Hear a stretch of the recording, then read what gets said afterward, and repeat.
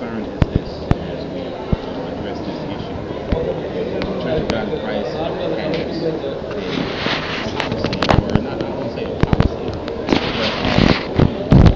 but in that cases of sexual abuse, clergy sexual misconduct, have not been thoroughly in due process. And when I say thoroughly in due process, I'm saying that the people that come with complaints really kind of cast aside, they may be listened to briefly, but more and more I'm finding out by the abundance of calls and interviews that I've conducted, various things in my office, that individuals are not getting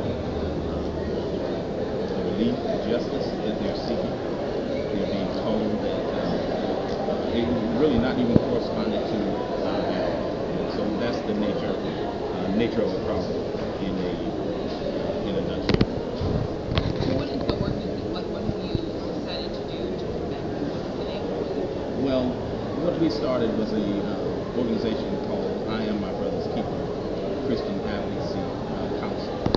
And in that, what we want to do and what we're promoting is that this church undertake a victims advocacy plan that will center and focus on the victim. We're not trying to encourage the church to focus on other aspects. And one thing that we're happy about is that under presiding Bishop Blake is that we've got a thought that there's a zero tolerance policy, that clergy sexual abuse and all of those type of things are serious, in that this policy kicks in and is supposed to work, that the pastors will get with and sat down, whatever the case is. We encourage that system to work.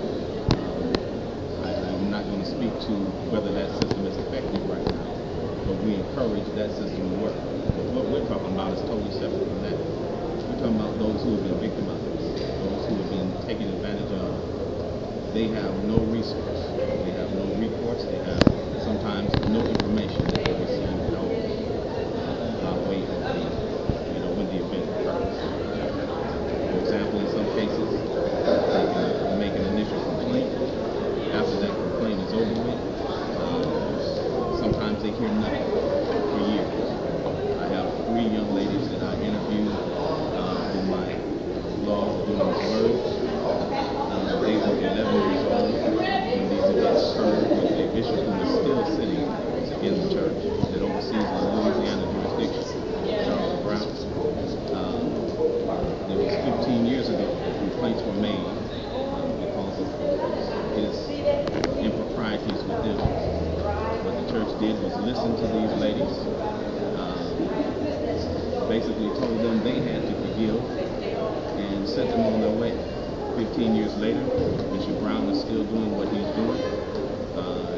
He's still pastoring, still going through the motions, whatever.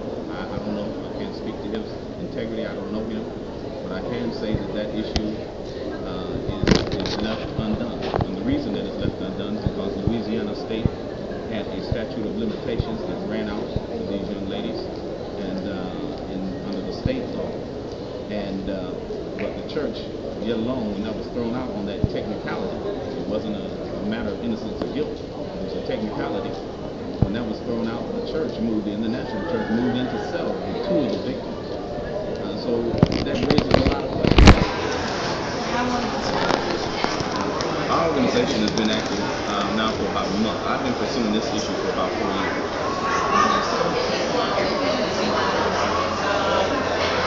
Actually, looking back over the record, when it was brought to my attention in 2008, some of the things that were going on, I began to investigate myself, and I found 2 consistent threads that I make mention of here.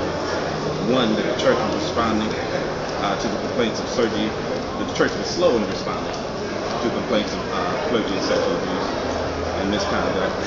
And then 2, that in many cases that we found out, researched, and we found out that they were bona fide cases, that the church had very little to say to any of the victims or those who had been victimized. It wouldn't say anything. Now, what has been the reaction?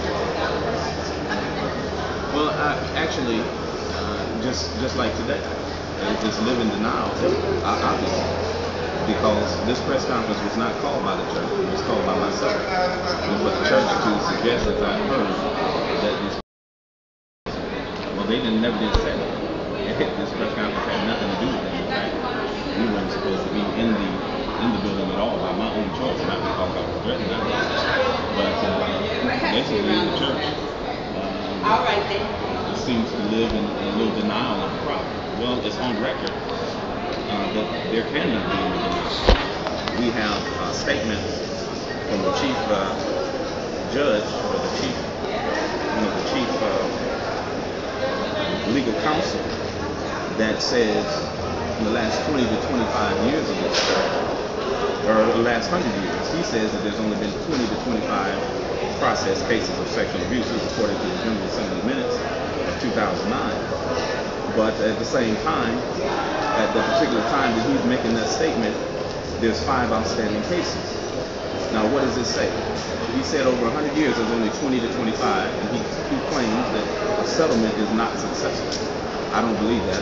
That's legal terms. A settlement is successful anyway. But the fact of the matter is, if he says that over 100 years, only 20 to 25 cases, and you have 5 cases right there that they admitted in the same record that go on, that means you have a quarter of your cases, or at least 20 to 25% of the cases right now in 2009 and 2010. That's disturbing. At the same time, in the same minutes, in the same sessions, our presiding bishop says that each one of these cases costs $800,000 to litigate. So if we just take 800,000 times the 5 that are there, if that's the case, then that's a problem. So you have a drain of assets and capital. And then what's worse than that, the part that I'm focusing on, is the human element, the human part that's involved. We're losing people, and people are sitting by the wayside, and they're calling my office to let me know that they have been hurt, and they're looking to be restored. And it's spiritual. It's not a monetary issue. They want spiritual restoration, and this church is not stepping up to do that. Now, what are you going to try, maybe, again, in the convention, are you going to try to hold a conference again, try to mention, what are you going to try to do? Actually, I think I have the attention of those because I let our presiding bishop know by way of email last evening my intentions and what I intend to talk about. And I've also been contacted indirectly through my bishop by the chief attorney, Judge Enoch Perry, and he knows my position. I've also got to testify in an upcoming case under sworn deposition about these same things and about some more instances that I know. I'm talking about wire.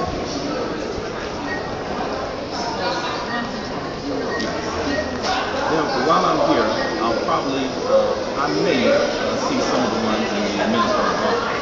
But outside of that, we're going to talk to some of the news to let them know exactly what's going on, what the concerns are.